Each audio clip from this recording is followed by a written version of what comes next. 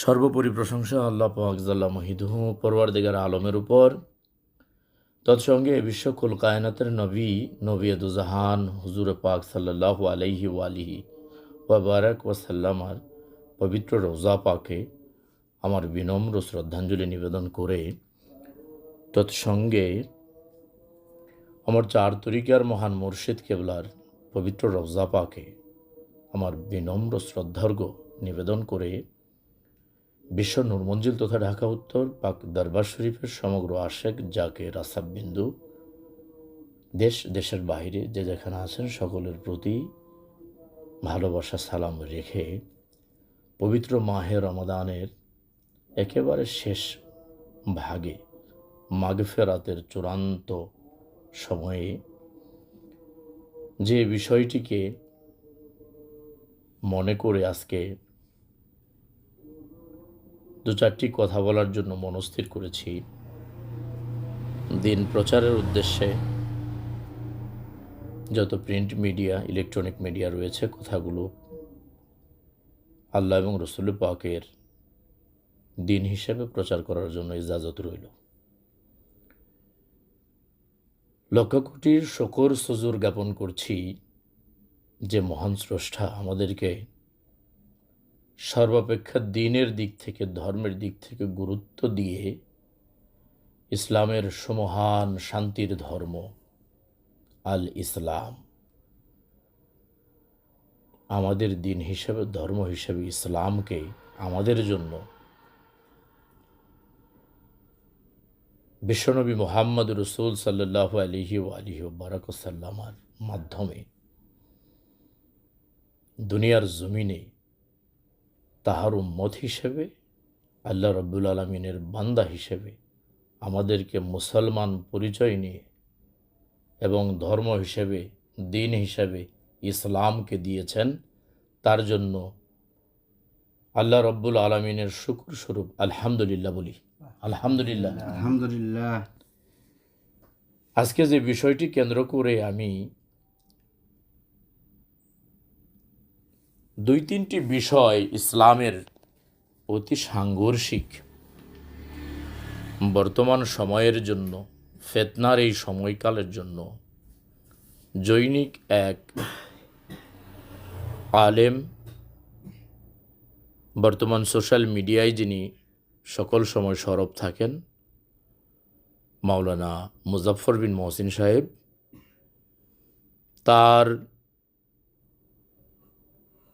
সম্ভবত জুমার খুতবাতে তিনি মেম্বরে মাজার পূজা আর তাগুতি শক্তি তথা কাফের মুশরিক এ বিষয়কে কেন্দ্র করে আরও তাবিজ বাধা, যারা তাবিজ কবজে বিশ্বাসী, তাদের বিষয়ে নানাভাবে তিনি বিষোদ্গার করেছেন। তার সে সকল কথার পৃষ্ঠে জবাব করার জন্য, এই বিষয়গুলোর দোহাই দিয়ে তিনি ইসলামের যে ভাবে মারাত্মকভাবে এক শ্রেণীর ইসলামপন্থী এবং যারা তৌহিদের এই কালেমায় বিশ্বাসী, তাদের অন্তরে মারাত্মক আঘাত করেছেন, সে বিষয়ে তাকে সংশোধন করার উদ্দেশ্যেই উক্ত এই বিষয়টি নিয়ে দু চারটি কথা বলতে চাই আজকের এই বিশ্ব সোশ্যাল মিডিয়ার মাধ্যমে। প্রথমত সে বলেছে পীর পূজারি আর মাজার পূজারি।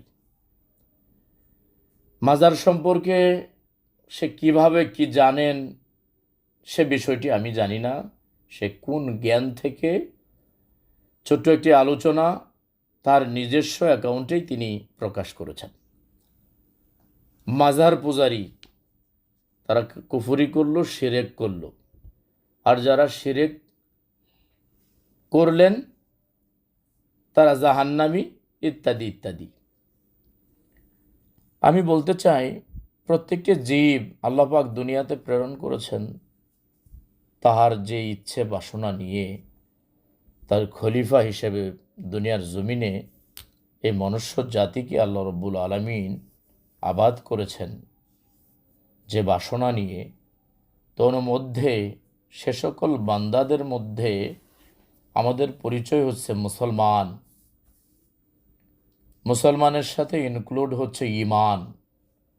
মদিনাওয়ালা আকায়ে নামদার তাজেদারে মদিনা বিশ্বনবী মোহাম্মদ রসুল্লাহ সাল্লাল্লাহু আলাইহি ওয়াসাল্লামকে। ঈমানের অনেকগুলো ডেফিনেশন এসেছে হাদিসে পাকে। তোর মধ্যে ঈমানের স্বাদ সে পাবে না ততক্ষণ পর্যন্ত যে ব্যক্তিটি লা ইউমিনুনা হাত্তা আকুনা হাব্বা ইলাইহি মিন ওয়ালাদিহি ওয়া আওলাদিহি ওয়ান নাসি আজমাইন। ব্যক্তিটি যতক্ষণ পর্যন্ত তার পিতা মাতা সন্তান সন্ততি অপেক্ষা দুনিয়ার জমিনে যাহা কিছু রয়েছে ইহা সকল অপেক্ষা আল্লাহর হাবিব সাল্লাল্লাহু আলাইহি সাল্লামের মহব্বত অন্তরে অধিক না হবে, সে ঈমানের স্বাদ গ্রহণ করতে পারবেন না। এই হাদিসটি যেমন আছেন প্রসিদ্ধ একটি হাদিস, আর সেই সাথে আরেকটি হাদিসের ব্যাখ্যাতে বলতে চাই, ঈমান অর্থাৎ রসুল পাক সাল্লাল্লাহু আলাইহি সাল্লাম দুনিয়ার জমিনে যা কিছু নিয়ে তিনি তশরিফ এনেছেন, একেবারে তার আশা থেকে জীবনের শেষ দিন পর্যন্ত সকল কিছুর উপর পরিপূর্ণ আস্থা রাখার নামই হচ্ছে ঈমান। সুবহানাল্লাহ বলেন। সুবহানাল্লাহ। অর্থাৎ আল ঈমানু হা হুনা, ঈমানের সাথে ইনভলভ হচ্ছে কলবের সম্পৃক্ততা। কার? কলবের।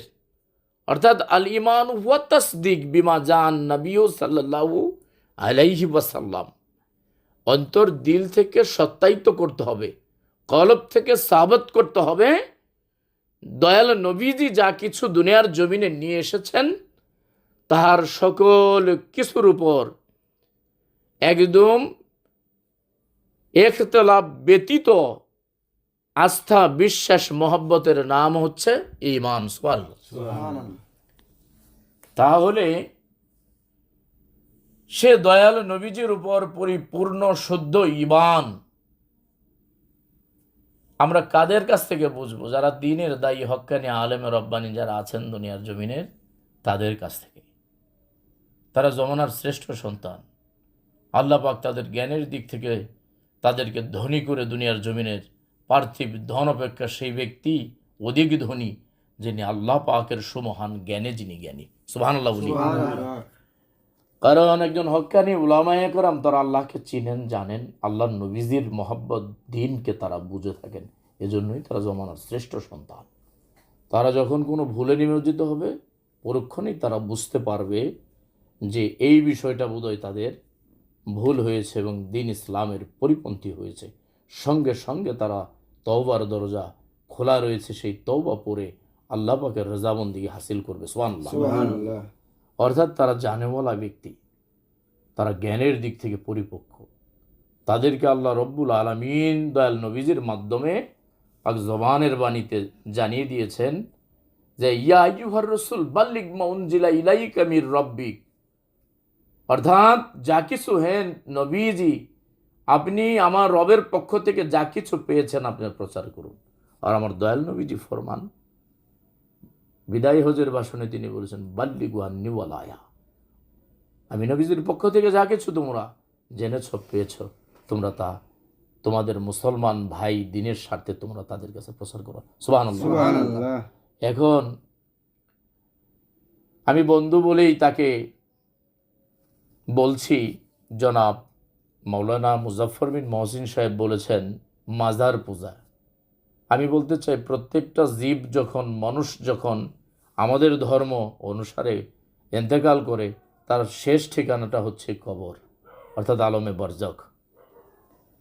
এখন একটি ব্যক্তি দুনিয়ার জমিনের তার জীবন আদর্শ, যেমনিভাবে একজন হক্কানি উলামায়ে কেরাম দুনিয়ার জমিনের এত এত দিনের দাওয়াতের স্বার্থে সে মেহনত করে তার জীবনের আদর্শকে সাধারণ মানুষ যারা মাস পিপল রোডস লেভেলের যারা রয়েছে, তারা তাকে অনুকরণ করে আল্লাহকে চিনেছে, আল্লাহ পাকের ভয় অন্তরে পুঁজি করেছে, রসুল পাকের মোহাব্বত এশকুর তার অন্তরে দিলের ভিতর পয়দা করেছে।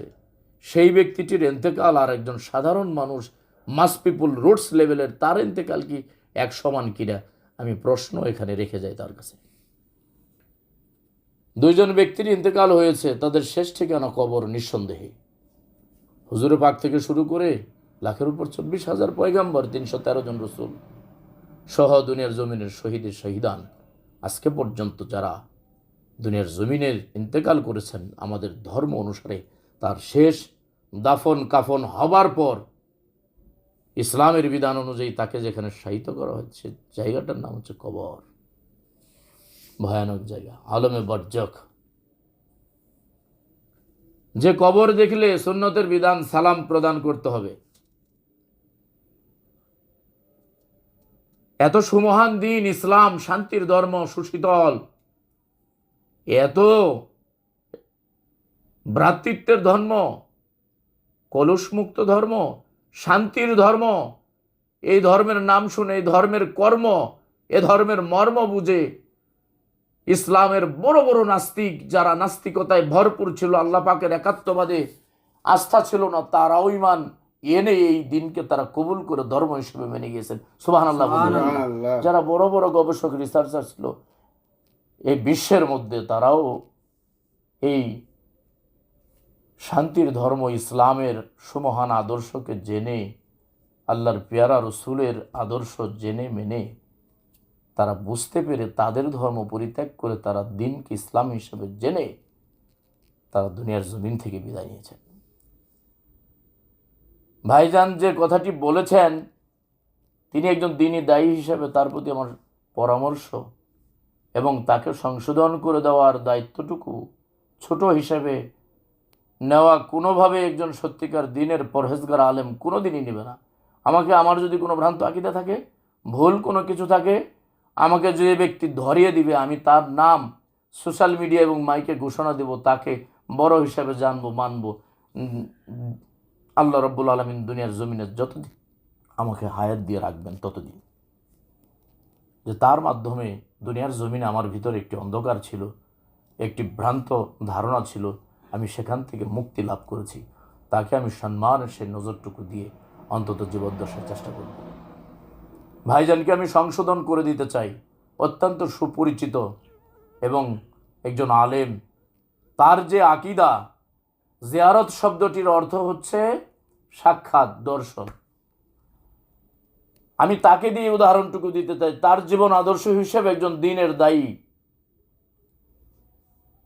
হি is a priest of Islam, একজন ইসলামের একজন, আমি তাকে বলবো যে ইসলামিক একজন লিডার। সেই ইসলামকে লিড দিয়ে যাচ্ছে দুনিয়ার জমিনের, ইসলামের সম্মান, আজমত, ইসলামের গুণকীর্তন তিনি প্রকাশ করতেছেন। তৌহিদের এই কালেমার দাওয়াত তিনি মানুষের মধ্যে প্রসার করে যাচ্ছেন।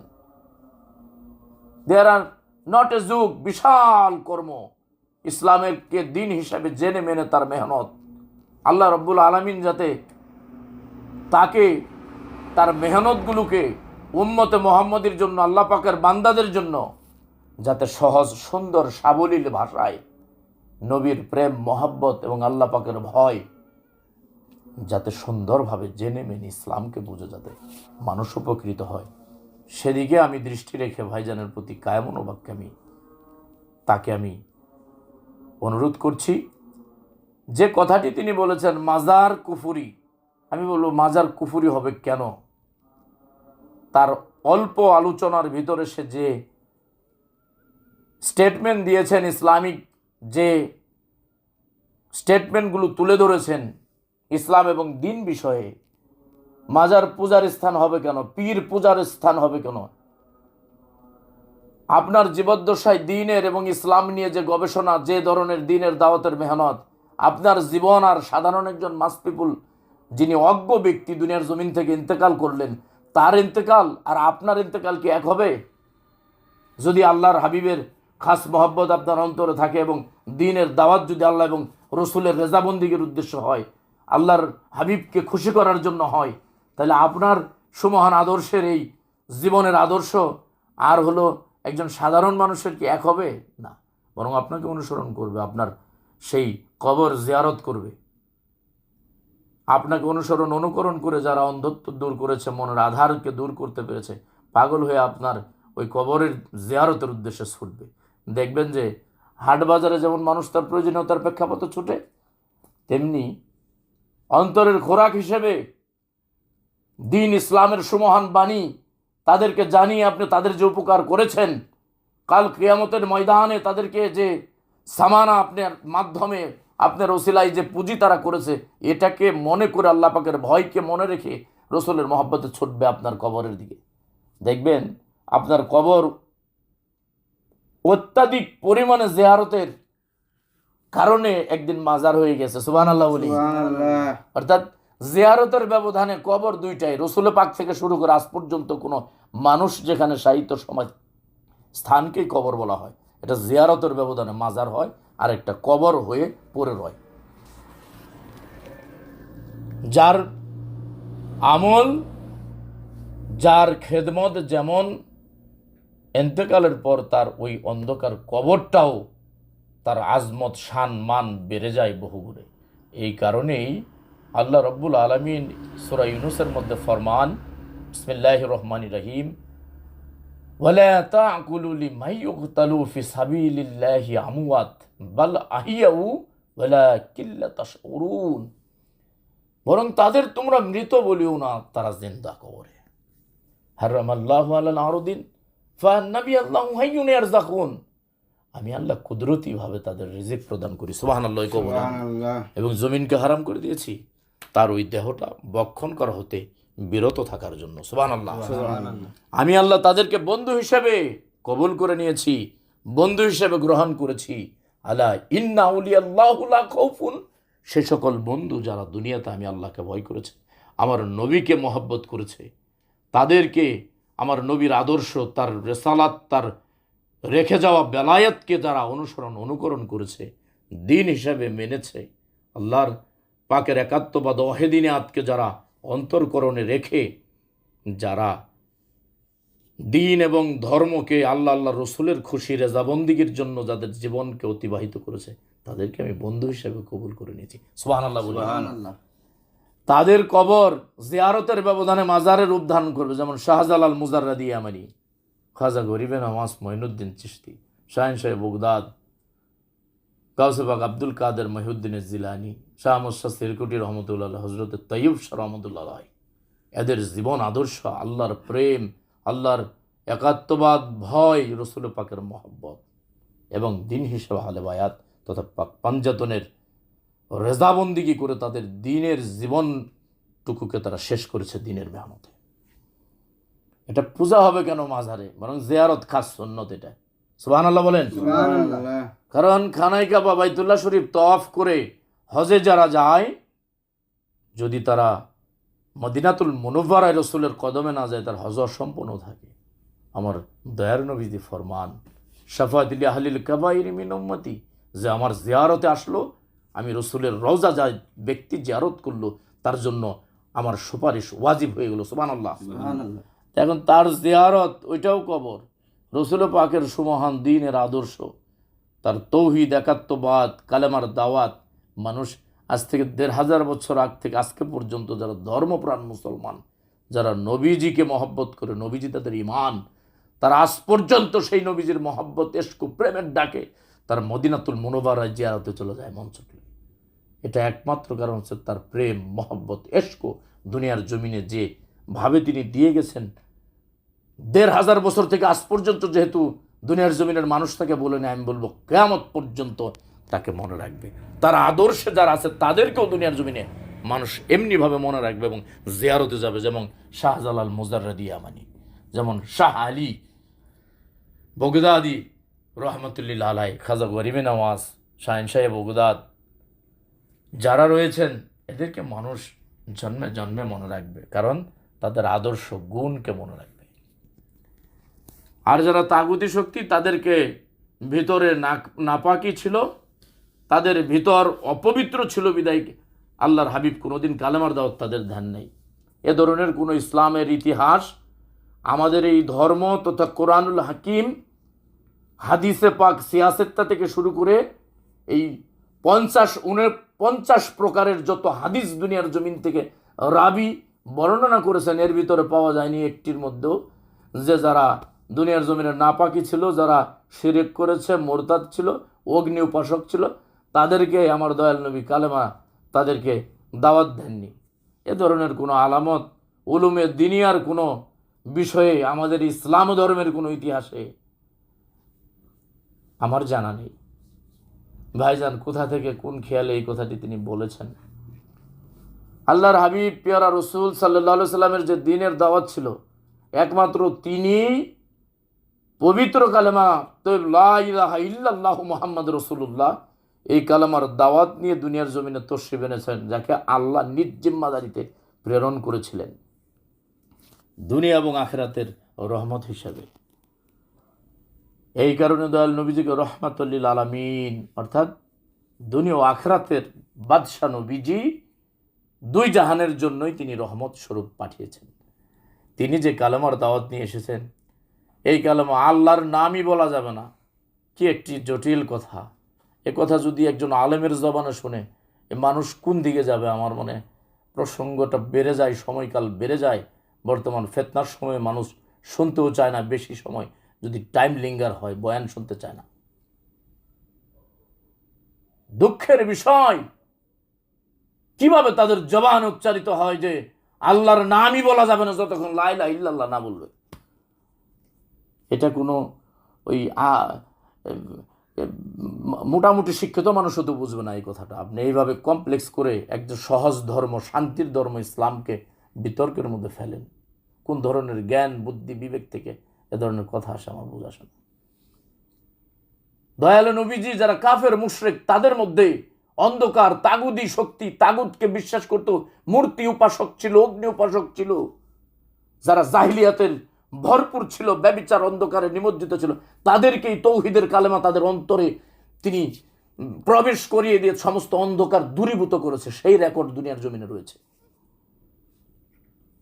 যারা দিনকে, যারা ধর্মকে, যারা দয়াল নবীজিকে চিনত না, আল্লাহকে জানতো না, আল্লাহর অর্ডার মানত না, দয়াল নবীজিকে চিনত না, যারা দিন হিসাবে, ধর্ম হিসাবে ইসলামে এই পরিচয়টা জানতো না, তাদেরকে পরিচয় দিয়েছে আল্লাহর হাবিব এই তৌহিদের কালেমার মাধ্যমে। কালেমা তৈব লা ইলাহা ইল্লাল্লাহু মুহাম্মাদুর রাসূলুল্লাহ, তাদেরকে শিখিয়েছেন এই কালেমার সাক্ষী এমনিভাবে দিতে হয়, আশহাদু আল্লা ইলাহা ইল্লাল্লাহু ওয়াহদাহু লা শারীকা লাহু, নাই কোনো মাবুদ আল্লাহ ব্যতীত দোসর কেহ, নিশ্চয় মুহাম্মদ রসুল আল্লাহ পাকের প্রেরিত রসুল, যাকে আল্লাহ পাক তার নিজ প্রয়োজনে প্রেরণ করেছেন, যার শানে ব্যবহার করেছেন ওমা আরসালনাকা ইল্লা রাহমাতাল লিল আলামিন।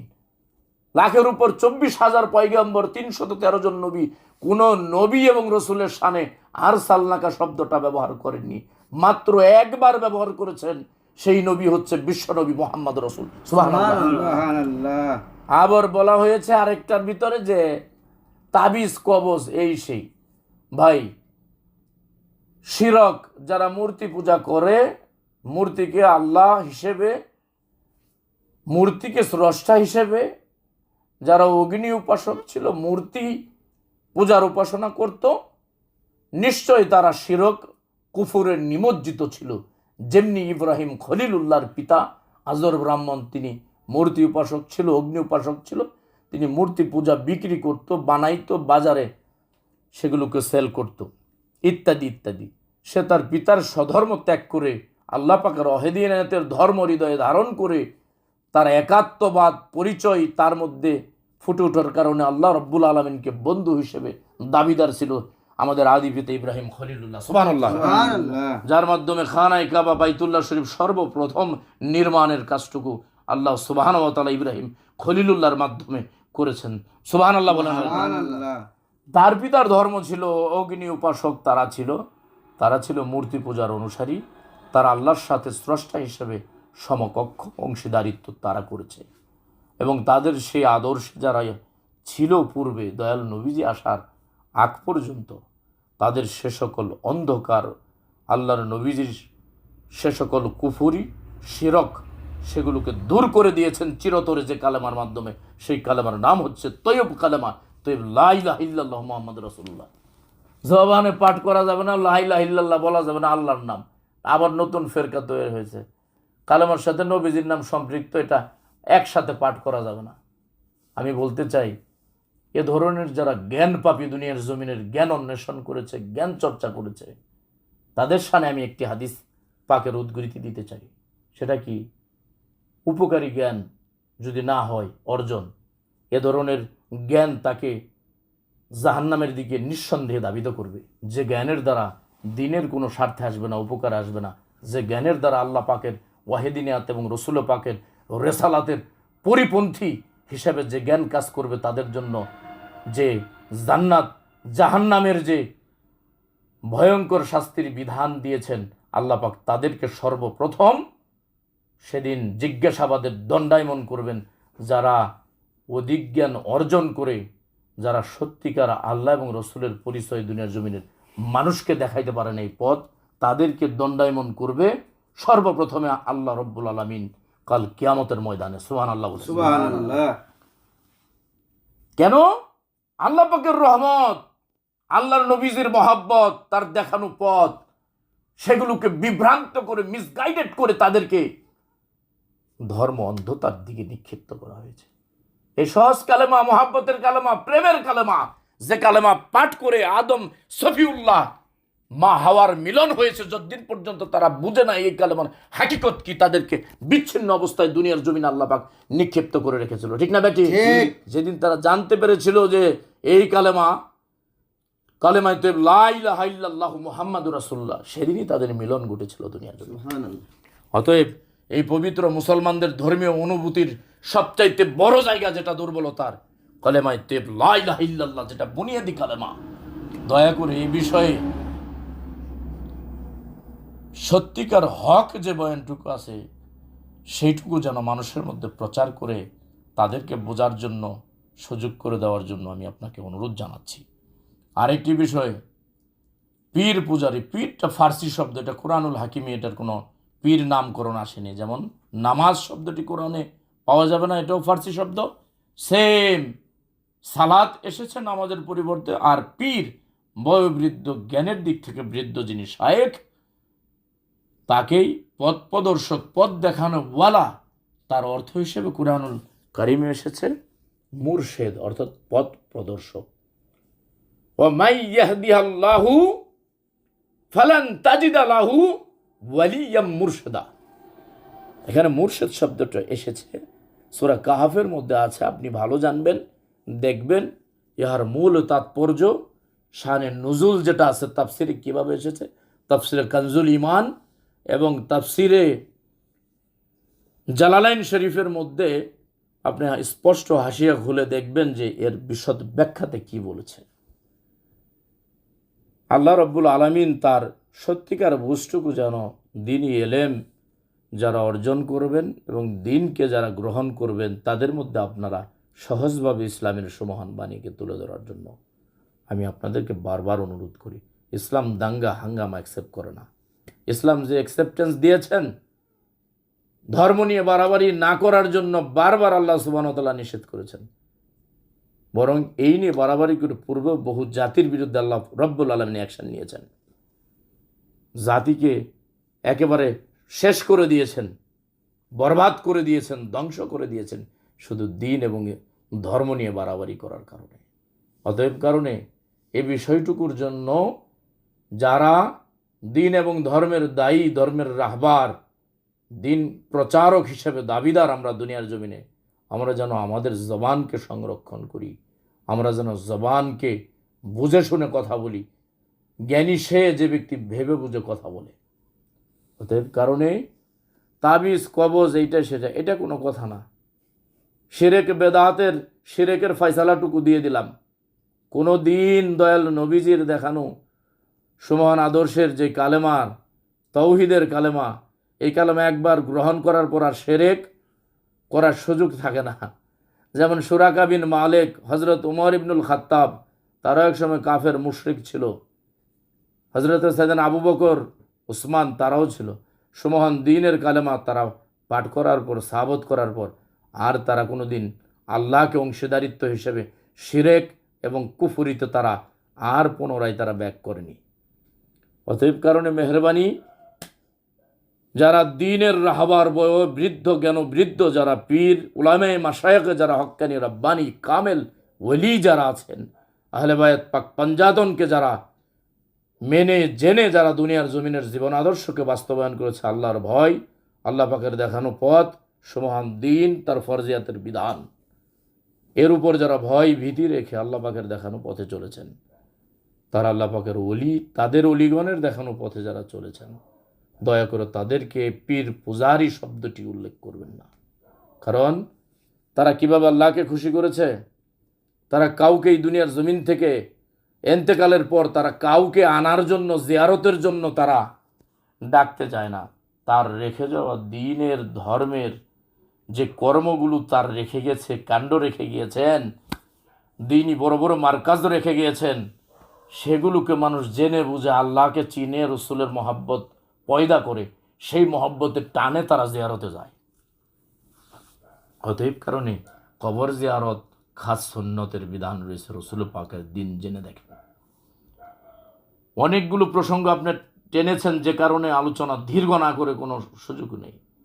মেহরবানি করে আমি আপনাকে আরজ করতে চাই, তাবিজ কবজ বেদাত প্রসঙ্গে আপনি অনেক বলেছেন, দেখেছি আলোচনায়। যার জন্ম না হলে এই বিদাতের জন্ম হতো না, শিরক বেদাতের জন্ম হতো না, হারামের জন্ম হতো না, হালালের জন্ম হতো না। যার জন্ম না হলে কাফেরদের জন্ম হতো না, মুশরিকদের জন্ম হতো না। যার জন্ম না হলে চন্দ্র সূর্য আরশ কুরসি লৌহ কলমের জন্ম হতো না। আপনি আজকে দ্বীনের দায়ী, দ্বীনের একজন ইমাম রাহবার, আপনার জন্ম হইতো না। যে মিম্বরে দাঁড়িয়ে আপনি খুতবা পেশ করেন, সেই মিম্বরের জন্ম হইতো না, মসজিদ জন্ম হতো না, গির্জা প্যাগুডা মাদ্রাসা দ্বীনের প্রতিষ্ঠান কিছুই জন্ম হতো না। যার খাতিরে জন্ম হয়েছে সেই নবীজিকে ছোট করে খাটো করে সেই নবীজির দেখানো পথমত আহলে বায়াতের অনুসারী যারা আছে, পীর মাশায়েখ ওলিয়ে কামেল, তাদেরকে এনকার করে পূজা শব্দটি উল্লেখ করে, পূজা শব্দটি যদি আপনি উল্লেখ করতে চান, পীরকে কি আল্লাহ হিসেবে জানে? এর কোনো সুযোগ আছে? বরং তারা আল্লাহকে ভয় করে, অতীব ভয় করে। ভয়ে তারা তাহাজ্জুতে গভীর রাতে তারা কান্না করেছে আল্লাহ পাকের সেই ভয়ে। তারা রসুল পাকের এশক মোহাব্বত প্রেমে তারা নিদ্রাকে তারা ছেড়ে দিয়েছে। তারা আল্লাহ পাকের দেখানো সুমহান দিনের পথ, রসুল পাকের যে মেহনত, সেই মেহনতকে অনুসরণ করে তারা কেঁদে কেঁদে তাহাজ্জুদের সিজদায় তারা জায়নামাজ ভাষায়। তারা কোনো দিন আল্লাহ পাকের সাথে ইন্দাদান সমকক্ষ এটা যারা করে তাদেরকে আপনি স্পেসিফিক নাম মেনশন করে ফতোয়া দেন, আমি আপনার সাথে একমত পোষণ করব। মেহরবানি করে সকল পীর এবং বয়োজ্যেষ্ঠ জ্ঞানী আহলে বায়াতের অনুসারী যারা আছে, হক সিলসিলার অনুসারী, তাদের সাথে পীর পূজারি কথাটা বললে তারাও সেখানে অপমান বোধ করে। গোটা উপমহাদেশের মধ্যে এশিয়ার ভিতরে যারা দ্বীনের পয়গাম সর্বপ্রথম নিয়ে এসেছে, দ্বীনকে ইসলাম আর নবী পাকের দেখানো পথমত, এটা আউলিয়া কেরাম সর্বপ্রথম এনেছে। এখানে কোনো মসজিদের খতিব সে খুতবা দিতে এসে দিন বুঝিয়েছে এমন কোনো ইতিহাস আপনি খুঁজে পাবেন না। আমি দিলাম আপনাকে 800 বছরের ইতিহাস খুঁজেন। আল্লাহ সুবহানাহু ওয়া তাআলা যাতে করে আমাদেরকে এ সকল শিরক বেদাত, বেদাত কি আপনি মাইকে বয়ান করেন এটাও বেদাত, সুন্দর পাঞ্জাবি পরেন এটাও বেদাত, এসি রুমে আপনি ঘুমান এটাও বেদাত, আপনার এসি রুমের ভিতর আপনার দামি একটা ফ্যান ঘুরে বাতাস জন্য এটাও বেদাত, আপনি যে মাইক্রোফোন আপনি রেখেছেন লাগিয়ে এটাও বেদাত, আপনি যে দামি গাড়িতে চড়েন এটাও বেদাত, যে মোবাইল টেলিফোন ইউজ করেন এটাও বেদাত। বেদাত বেদাত তকমা লাগিয়ে দয়া করে ইসলামটাকে ধ্বংসের চূড়ান্ত সীমায় না নেওয়ার জন্য আপনাদেরকে বিনীতভাবে আরজ করছি। আল্লাহ পাক সবাইকে আল্লাহ পাকের ভয়, ফরজিয়াতের যে সকল বিধানগুলো আছে, ধর্ম নিয়ে বাড়াবাড়ি থেকে, ধর্ম ভাগাভাগি থেকে, পৃথককরণ থেকে, এক আল্লাহর একাত্মবাদ, তার প্রেরিত রসুল, তার দেখানো পথমত আহলে বায়াতকে অনুকরণ করে আল্লাহ সুবহানাহু ওয়া তাআলা যেন আমাদেরকে আখেরের সে সামানা পুঁজি করে দুনিয়ার থেকে যাওয়ার জন্য যেন তৌফিক দান করে। ওয়াখির দাওয়ানা আনিল হামদুলিল্লাহি রাব্বিল আলামিন। আসসালামু আলাইকুম ওয়া রাহমাতুল্লাহি ওয়া বারাকাতুহু।